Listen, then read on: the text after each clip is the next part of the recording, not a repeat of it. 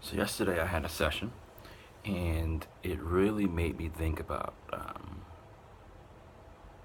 something that I think, something that I was confused about. So I was trained as a systemic therapist, right? I went through a marriage and family therapy program. We were trained in the classic systemic models.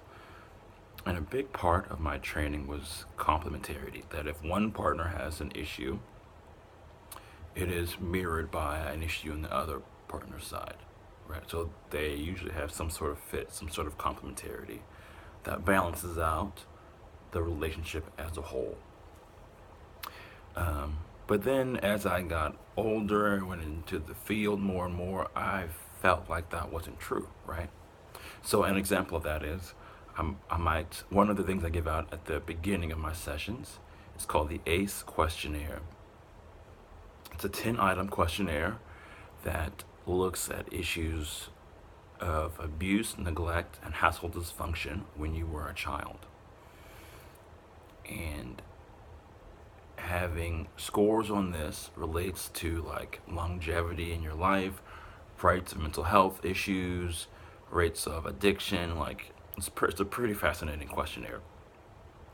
And so when I would give this out to couples, I might get one person who scores like an 8, which is an astronomical score, right? And then I have the other couple, the other person in the couple, and they would score like a 0. And so it seemed that one person really does have the problems in this relationship. If you score an 8 out of 10 on a questionnaire that looks at how dysfunctional, abusive, or neglectful your household was, like, that's really,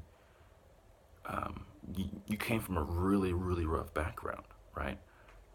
And if you scored a 0, then it would seem like you didn't come from a background that was nearly as rough. So obviously there's an imbalance. And yesterday, I was working with a couple, and I have that same sort of feeling like this feels like there's an imbalance here. But the other thing I've learned is that whenever a couple comes in and it seems like they're pointing at one person in the couple, or whenever a family comes in and they're pointing at one person in the family, the therapist does a really good thing if he or she does not follow where the couple is pointing, right? So if a couple comes in and she says if she would just stop nagging, and she says, I know I just nag too much, I just can't get over my past relationship. They're pointing at the woman as though she's the problem, right? And that's almost never the right thing to do, right? If he comes in and he says, I'm just looking at porn and I can't stop, and she says, if you would stop looking at porn, everything would be great. They're pointing at him, and it's almost never the right thing to do to point at it, to look at him. I tend to look in the opposite direction, which means that there's a conflict, because if I'm looking in the opposite direction, which is away from where they're pointing, but one person seems to have a clear problem, like those things don't add up. So the big revelation I had was that the other person who's on the other side of the issue, right? The one who doesn't have the problem, where they get stuck is in their ability to respond to the other person's problem. So it might be true that she can't get over, her previous partner, but something about his response, something about what happens for him, blocks his response from getting through. So that's his side of it, right? It might be true that he's looking at porn all the time, and something about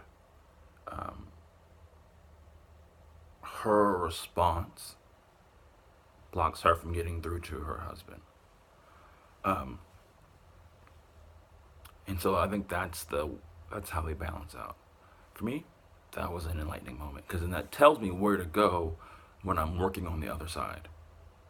the question I'm trying to answer when I'm working with the other partner is, what is going on for you that your response, that you're not able to respond in a way that gets through